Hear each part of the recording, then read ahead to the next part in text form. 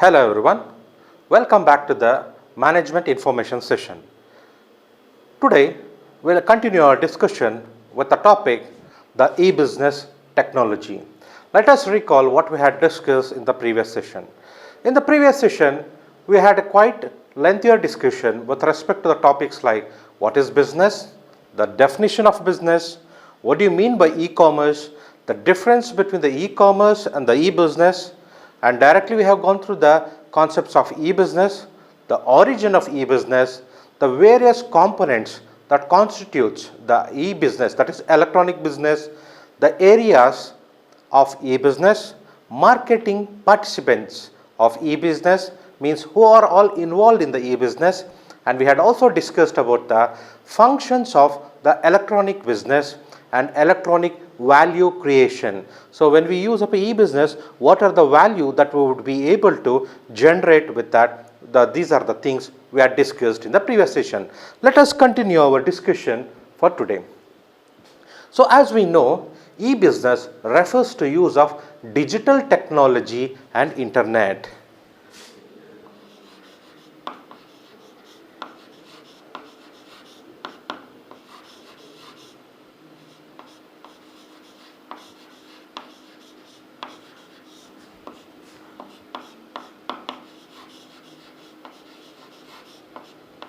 Means here we need to look into it. E-business constitutes two components. Without these two components, e-business is not fulfilled. Means here we look into the things, that is e-business is equal to, or we can be saying that digital technology, making use of digital technology with the help of an internet constitutes e-business. So why do we need it? It is to execute major business processes in the enterprises. E-business includes activities like internal management to a firm and for coordination with suppliers and other business partners. How do we do it? With the help of the internet, we control the activities, and we also coordinate with the various suppliers, internal managements, and also the various business partners. E-business is the use of internet and other networks. When we talk about other net, it might be intranet and other local networks within the component of an organization. And the information technology that is used to support e-commerce is very important. That would be fulfilled by the concepts of digital technology and internet. Enterprise communication and collaboration both with the networked enterprises and with the customers and the business partners are achieved. E-business include e-commerce. So we have already discussed what do you mean by e-commerce. So we should not forget that whenever we use the word e-business, e-commerce is directly associated to it. So many of the times people think e-business is different and e-commerce is different. So I would like to represent this again. So if the whole concept sphere is said to be e-business,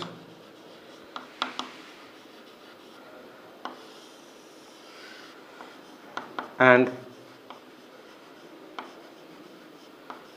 e-commerce is said to be a part or a partially involved in e-business. So both are different entities. So e-commerce is a constituent of an e-business.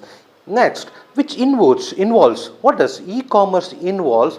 Buying and selling, and also the marketing, the servicing of products, the providing various services and information over the internet and other networks. This is mainly concentrated with respect to the e-business system. Next, when we talk about the e-commerce system, we need to concentrate mainly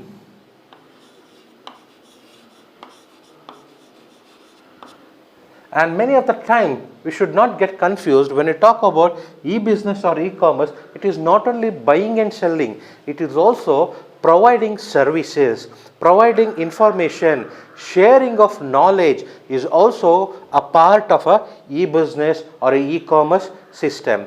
When I talk about the e-commerce system, it is electronic commerce which encompasses the entire online process of developing, marketing, selling, delivering, servicing and paying for the products and services. So all these things involved in e-commerce. I'll repeat it again. When you talk about the e-commerce, it involves developing. What are we developing? Developing a business itself online and marketing, selling, delivering, servicing and paying for the products and the services. Because when we take up a service or when you buy a product, we need to make a payment. Even that payment is a part of e-business or e-commerce system. Okay, transacted in the internet-worked or inter-network of systems. So all these things happen under the inter-networked.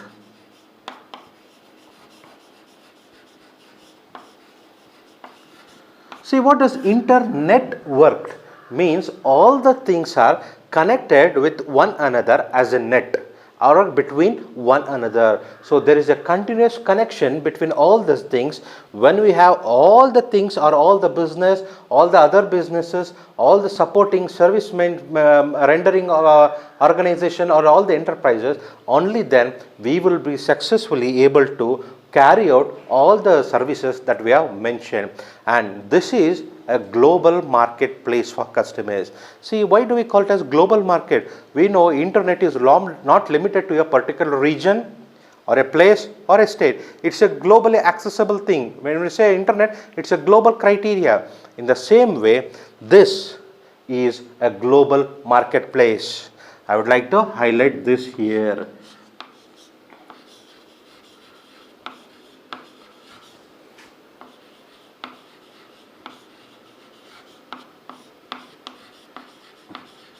Now, recalling the things, the digital technology plus internet has made the business a global marketplace, where the conventional traditional business was limited to a particular local place or a local region, or a limitation was there with respect to area.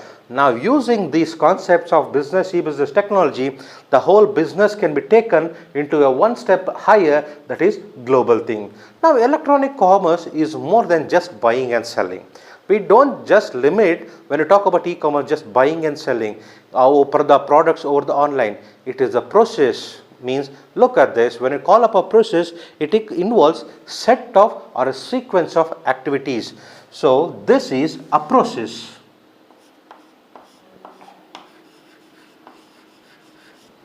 When we call up a process, it involves a lot of activities involved in it. So process of what? Buying, selling, transferring and exchange of products and also information, and also it provides services through computer networks. I will repeat it again. When you talk about the process, what are the processes that's happening in the e-commerce? It's buying, selling, transferring, exchange of products, information, also exchanging of not only products, information and services through computer networks is the process that are involved in the e-commerce. It uses internet and web to transact business. It is common thing. So that's why I highlighted the concept here. The fundamental purpose of e-commerce is to execute digitally enabled transaction. The main intention is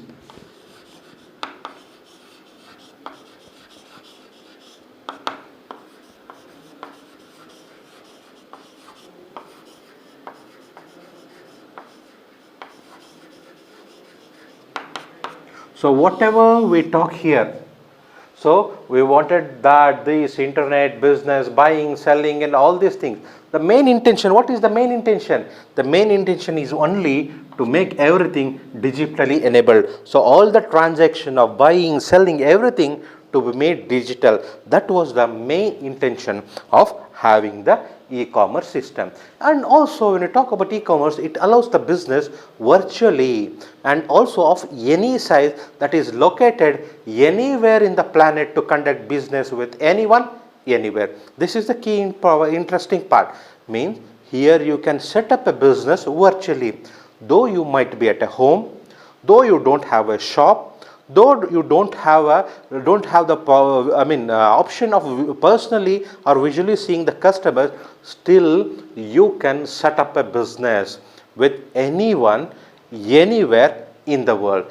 This is the main feature of e-commerce and the e-business. It allows geophysical barriers. When you talk about the geophysical barriers, we have always a limitations when you do up a traditional transaction, because the customers from various region or various countries are not able to come up. There might be, when you look up at the local things itself, we have a state tax. So there is a limitation between the district and the state. So geographical locations and the barriers we are facing it. Whereas here in these cases, all these geophysical barriers can be overcome. It will automatically disappear, making all the customers are the potential customers anywhere in the world. So anywhere in the world, the person, we can advertise it, even they can buy it, and even we are able to buy the products from the anywhere in the world. This is the main intention of having e-business and e-commerce. Then e-commerce can include what is the things.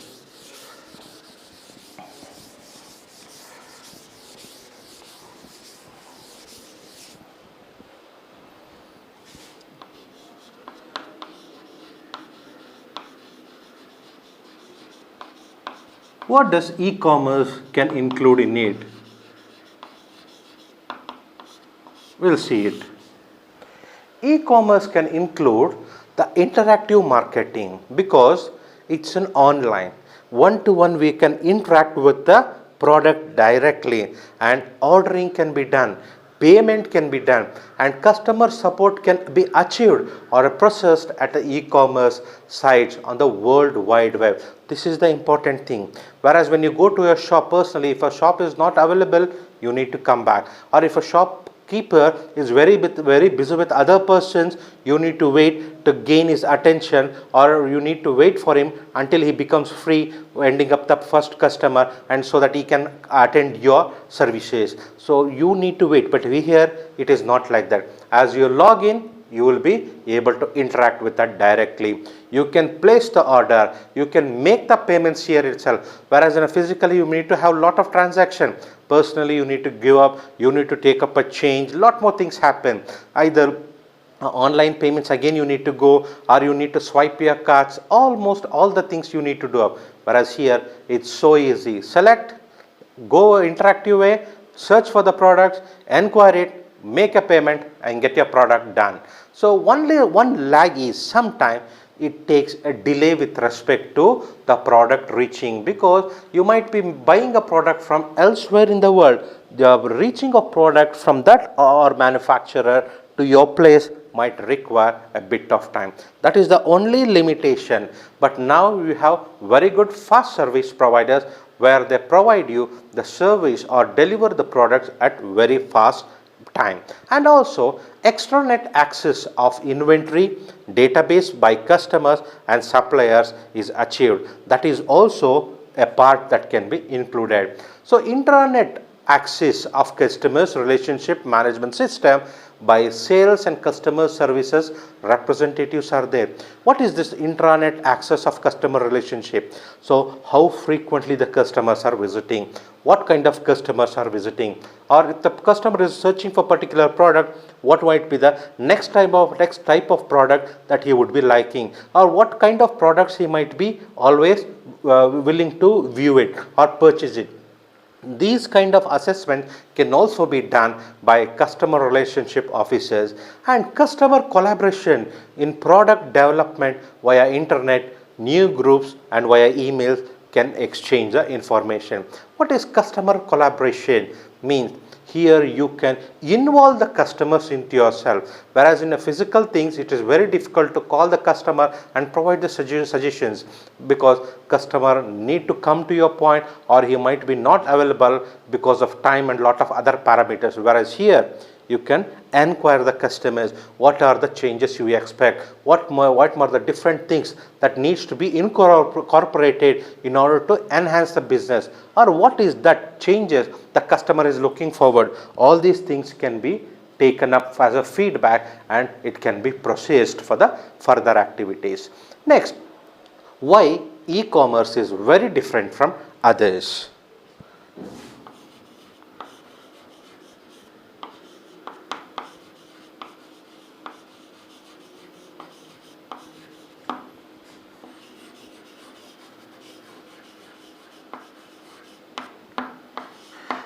When we see lot of plus points with respect to the online and the traditional things, we need to know why e-commerce is very much different from others.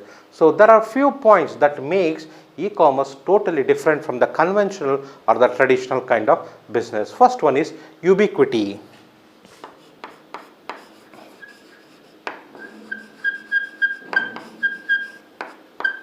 So what is the ubiquity? It is making available anywhere all the time, means available everywhere all the time, means a product, making the product available everywhere at all the time, means 24/7 it can be accessed by, or it would be made available to everyone. So e-commerce or the online transaction, online business is the only place where we can make the products available to everyone 24/7. When you take up into the conventional things, shop work for 10 to 5, or sometimes the shop would be open only from 9 to evening 9. This might be the limitations. So most of the shop do not open after 9 o'clock or 10 o'clock. But if you wish to buy a product at 11 o'clock, no, who knows? The different human being setting. Some people get or feel like buying a product late at night. They wish to have it at that moment, or they would be very much satisfied by looking or making a purchase at that instance of time. So this is the only place where you can have the product anywhere at any time. Second one, global reach.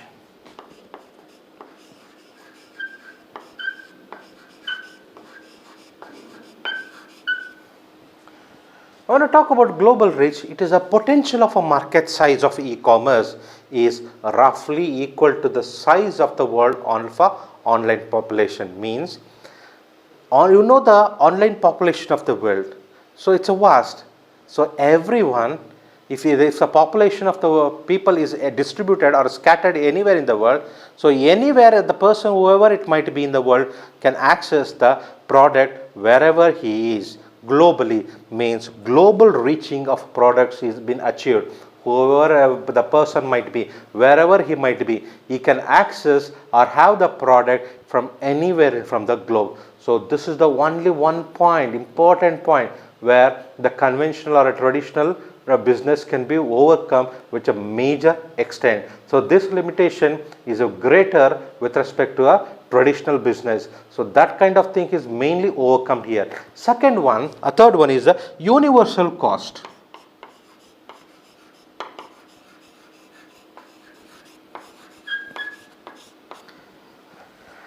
So this is very interesting one. So when you go to a particular shop and try to buy a product ABC, okay, you go to that shop and ask what is the price of this. He says an imaginary product. So he says assumption to be made 100 rupees. Okay, you travels to the next road or a next street and ask the same product. He might say 110 rupees. Okay, you travel few more shops and you might encounter one more shop, similar kind of shop, and try to buy a product ABC, and he might say 95 rupees. See, in a single area with two or three streets with different shops, you are able to find the same product with various prices, 95, 100 and 110, 10 rupees. But what happens here? In the global thing, when you open, you are able to find a common cost price, though you might be from this area, though you might be from other area, and moreover you might have seen the product varies from city to city, region to region, country to country. So whereas here in e-commerce, the same product throughout the global remains same. So that is the major. You might be saying, sir, it might be different from a Flipkart and the Amazon are different. So I'm not talking about the service providers business.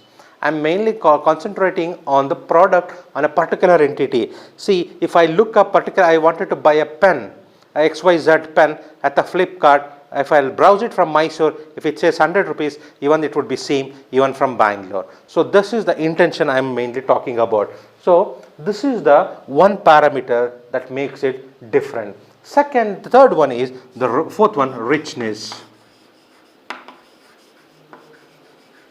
Richness of what? Information.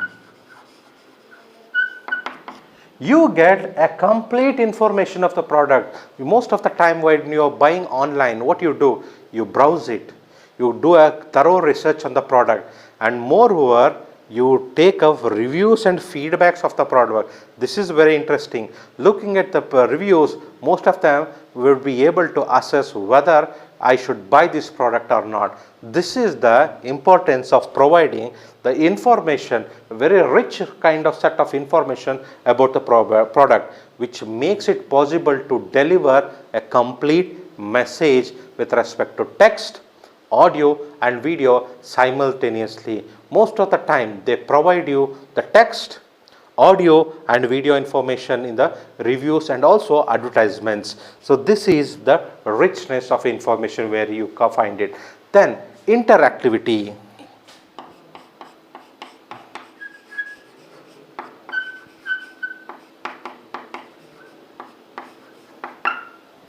When we talk about interactivity, allows two-way communications. Okay, you can ask the service provider or the person who is selling it, how does it work, will it suit this kind of operation, all these kind of features are provided. Before buying it, even he replies. If it suppose he says yes, sorry, if the particular functions are there, he says yes, these are the functions that is associated, means you can have a queries and those queries will be answered from the other end. That is called the interactivity. Next is information density.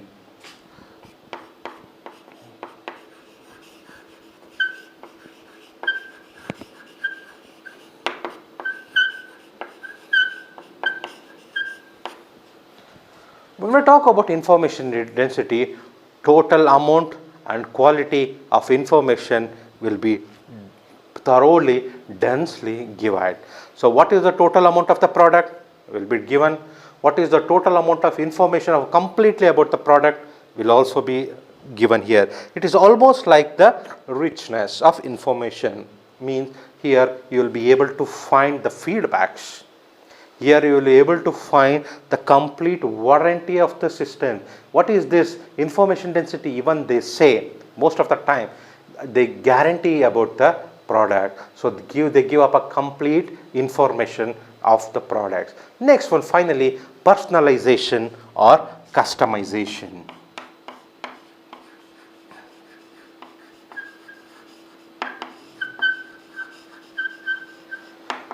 Personalization, it can also be referred to as customization.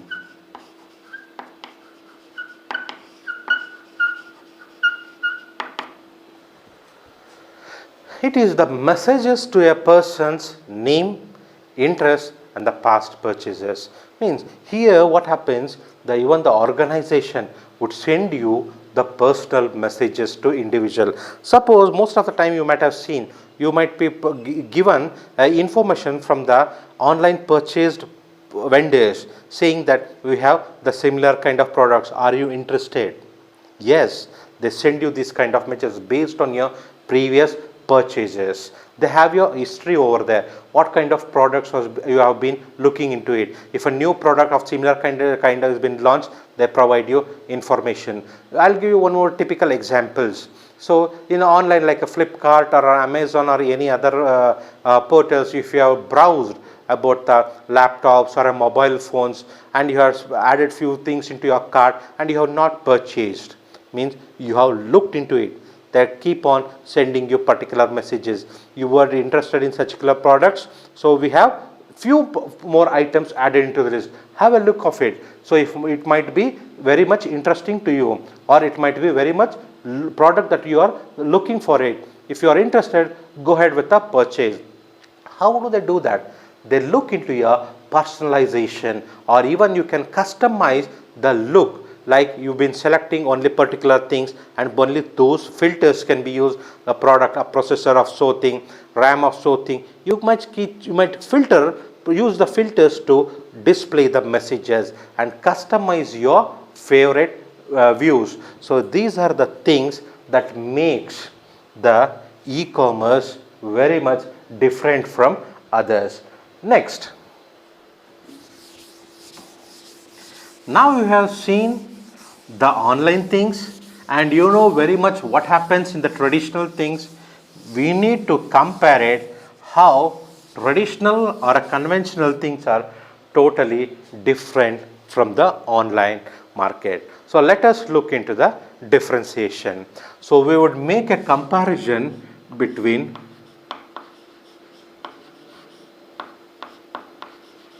digital market versus what is the thing we are looking into, the traditional market.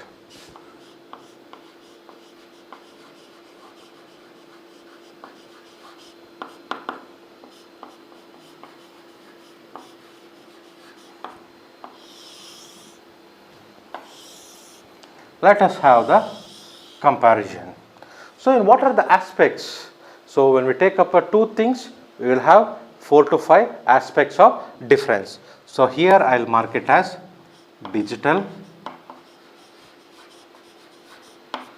that is digital market.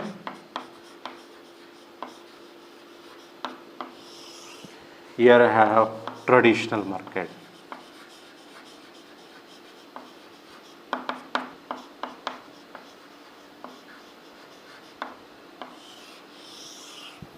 This is very much needed in order to make the comparison between those two. First one is information asymmetry.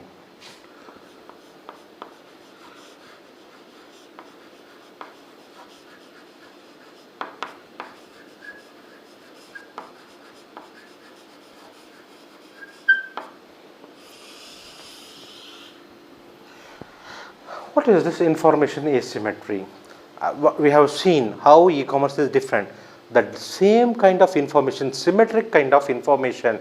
When I talk about the asymmetry difference, you might have seen in a traditional shop, the price would be varying from one shop to another, means there is a differentiation. Whereas in a online, it is very common. So differentiation is information asymmetry is very much reduced here. Whereas here, it is very much high. So you might find different kind of prices between two shops which are adjacent itself. Okay. So whereas in online, this is not possible. Second one, search cost.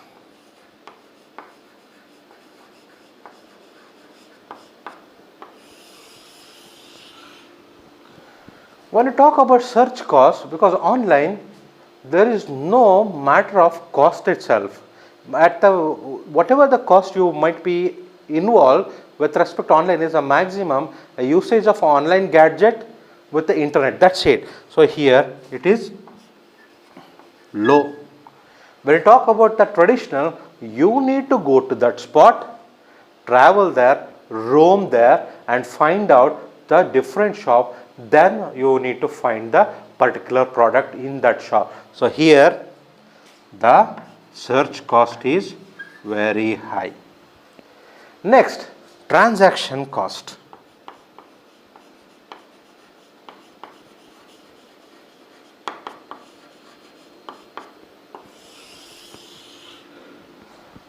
When you talk about online, it is sometimes virtually nothing.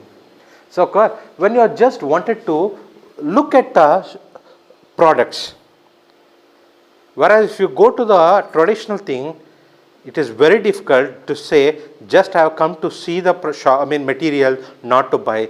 There might be a discomfort saying that, because the shopkeeper might not be willing to show the products, because he thinks the customer has come only to buy the product. Whereas in online, this is not the case. You should not be uncomfortable. You will not be uncomfortable because you don't know who is that, and they don't know who are you. You will be directly interacting with the information system and the gadget, so you can browse it. And moreover, if a transaction is done, only then here the cost is applicable, and that too with a very minimal. So here the cost is very low, whereas here in the conventional, because you need to travel, look into that, bargain, and then you need to do a transaction. So here it is high. Next, price discrimination.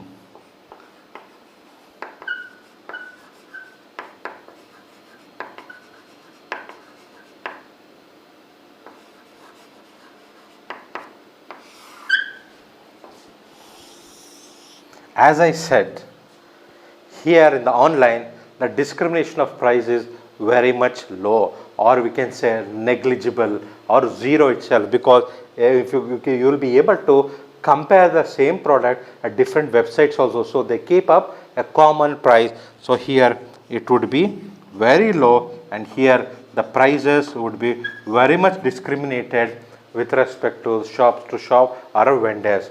Then disintermediation. You know intermediation, but now I am talking about disintermediation.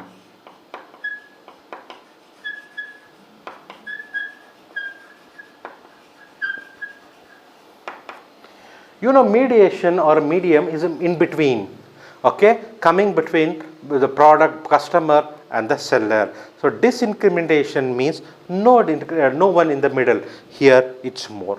No one comes in between. Okay, there is no need of someone to come between a person, online buyer and the seller. It is very much acceptable. More means no one, more privately you can buy the products, whereas here it is less. When you are buying a product, someone has to come between as a mediator. Even it might be a shop owner itself. You cannot directly take the product and deposit some money and come back here, because you are going for a conventional thing, the traditional. Here no one knows, or no one will be coming in or in between the purchasing a product online. There will be no mediator in between you. Whatever you want, you can purchase it. No one would interfere into the matter, and no one would be knowing what you have purchased. But this is not the case here. This is called disintermediation. Second one, inventory cost. Last one.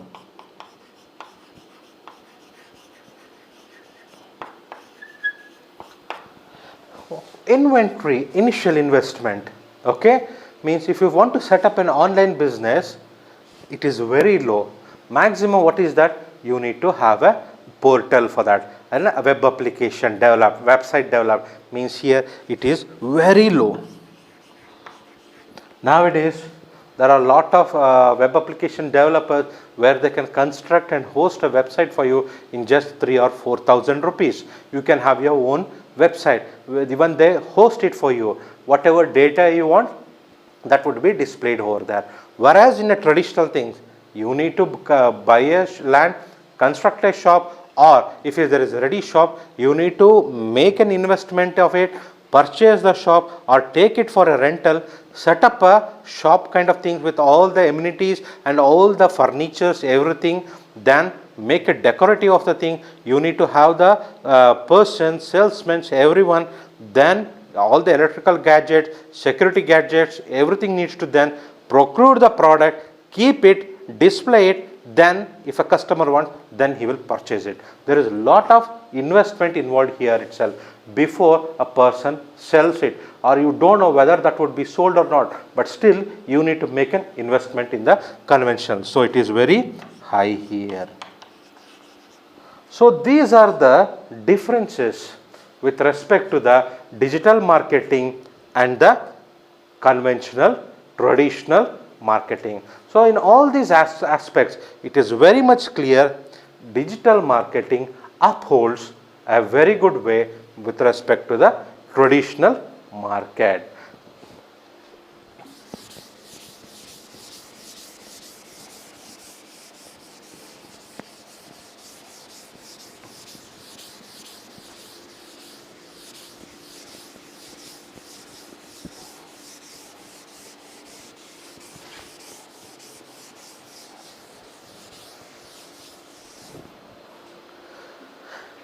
Now let us look into that, the benefits of disintermediation to a customer.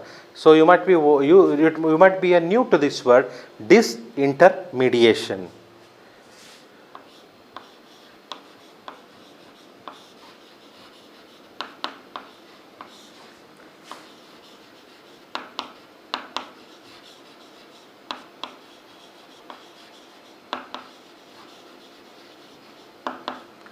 You might be knowing mediator means a person who acts as the mediator between two persons is said to be a mediator. Suppose you might be knowing a translator. I know English, but I don't know, consider a French language. A person who is next to me knows only French and he doesn't know English. So how do I communicate? I need to have a translator or a mediator in between, so that whatever English knowledge I have or the English language I speak, he understands. He need to convert those English language or English vocabulary into French and convey it. And whatever that person says in French has to be observed and converted into English language to me, so that we can have a communication between. So in that case, we need to have a mediator.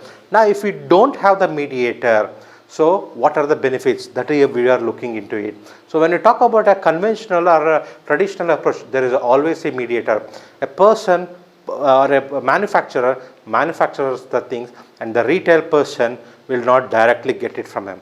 There is a mediator who takes that and dumps into the retail. So there is lot of mediator involved during the conventional or a traditional business. So what happens if this intermediator between one another is removed to a customer?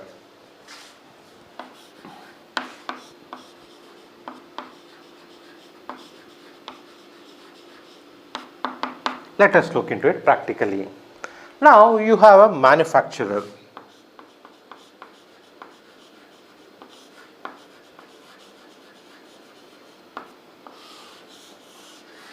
Consider a manufacturer is there, then he has a distributor.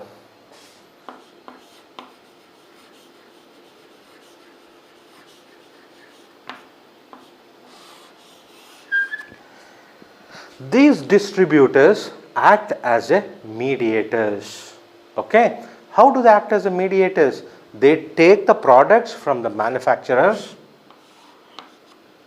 and these products that is been taken from the manufacturers, from the distributor, they provide it to retailers.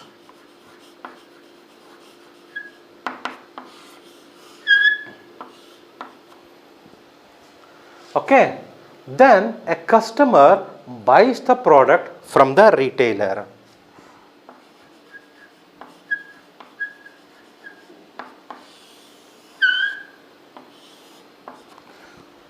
Look at this diagram.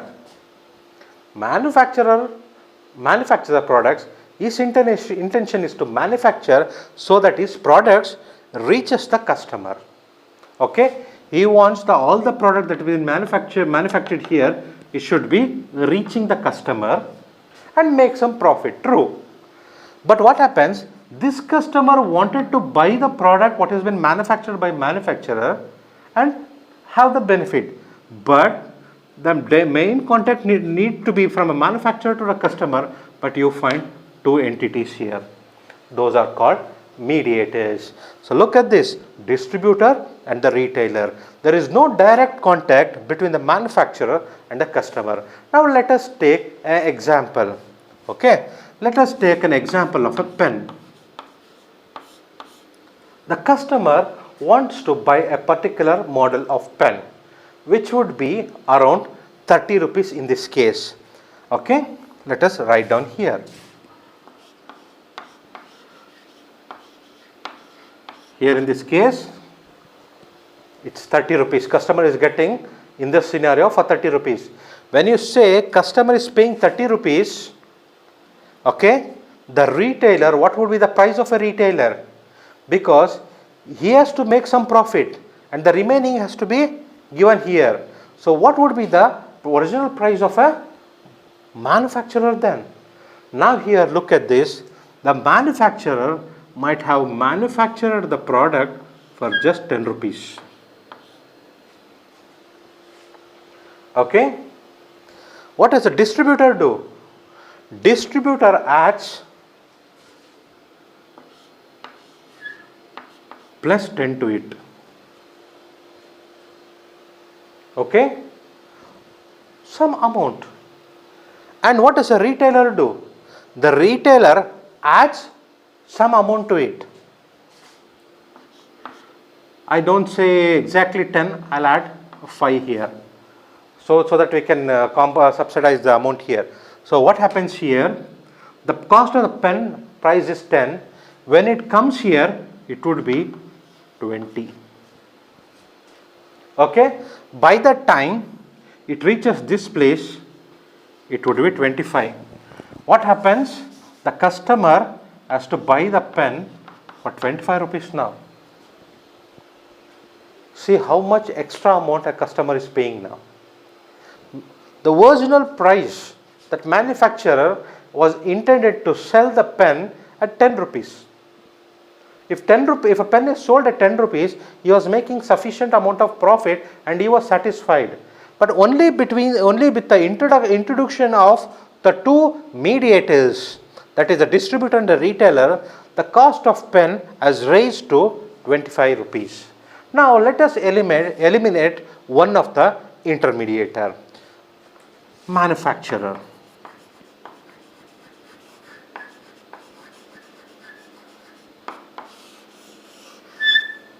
Now what does a retailer do? Retailer directly makes a purchase from the manufacturer.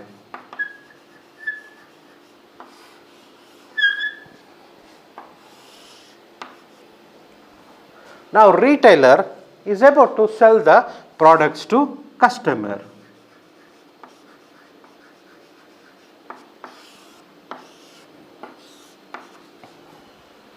The same, the manufacturer wants to sell the pen at 10 rupees.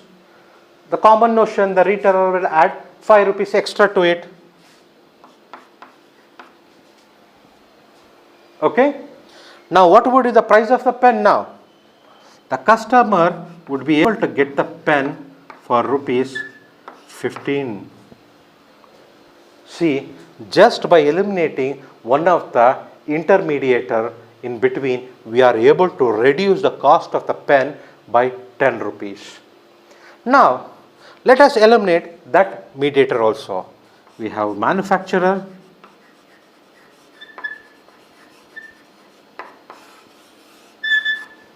and the customer.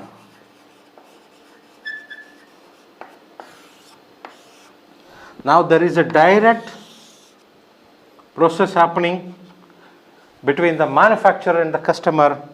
Manufacturer, same, he wants to sell the pen at 10. So the customer can here now buy the pen at just 10 rupees. Now with this diagram, you will be very much understandable, or you will be able to assess how much amount of extra amount you are paying just because of the intermediator. Now if you remove, that is disintermediator, by removing these kind of mediators, the cost of the product is very much negligible, that everyone could be able to afford the thing. This is what happens when you buy online, directly from the manufacturer to the customer. This is the difference. That's why it is always beneficial to the customer if a disintermediation is being done, means no mediator is involved. This is about the benefits that we concentrate. Next,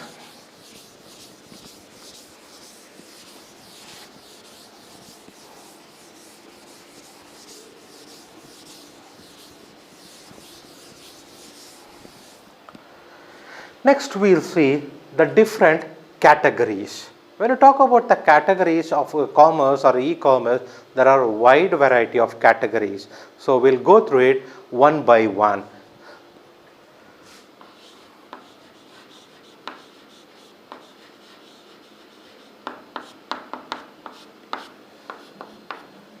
Now we will look into the first one, the virtual store front.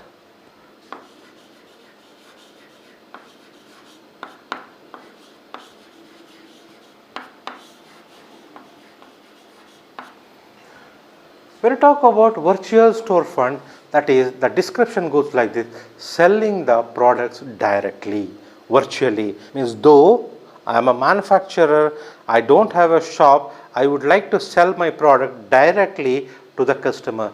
This is one of the category of e-business, like the Flipkart. When you look into Flipkart, we see the products there. We can directly purchase a product from the seller or manufacturer directly. So from them to directly we will be able to assess or get the data. That is called virtually storefront. There would not be any store in reality, but virtual shop will be there. Second one, that is online marketplace.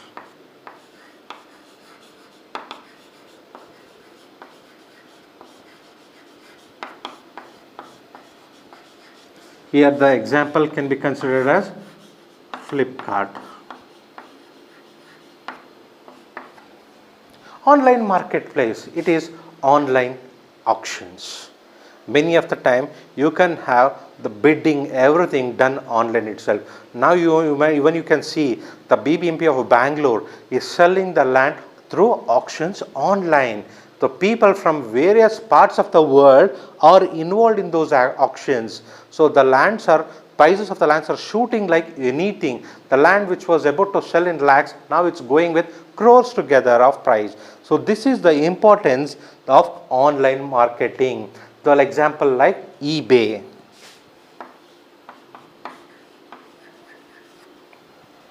Here where you find lot of auctions done, where you can involve yourself into the market by choosing the different participate as an auction, involve in it, purchase the thing and do whatever you want in the online activities. Next is the content provider.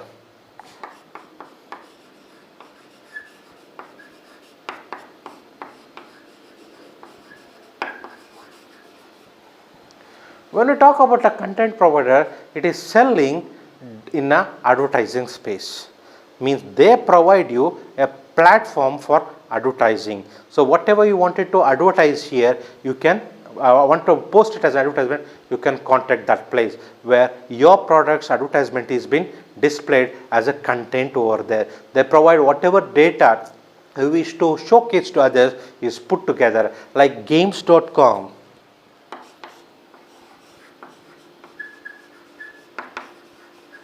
Whatever you have in the games and other things you wanted to post there, you can post. So there you get advertisement in between. Your market, your business advertisement goes like this. Even YouTube is also a part of it, like the content provider. You might be seeing whenever you try to play a video, some of the advertisements will be coming up. So it is something like promoting someone's business or someone's market, someone's data there. So that is called a content provider. Next is a social network.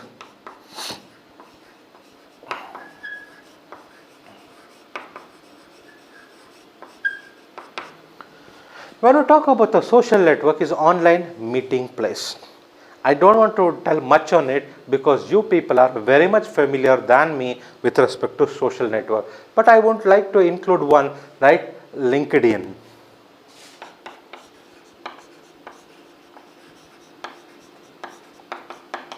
Whereas in LinkedIn, you will be able to meet various people of various professionals, so that you can have a very good technical contact and other things with a social platform of LinkedIn. This is one of the important aspects. And finally, we have just a service provider itself.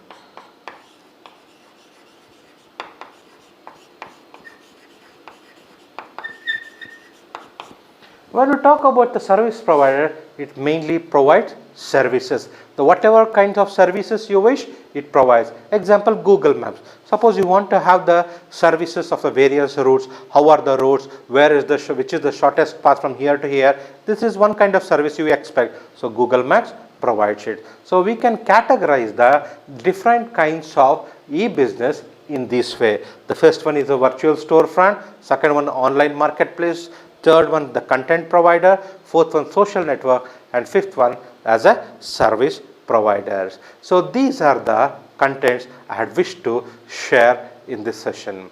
Thank you very much.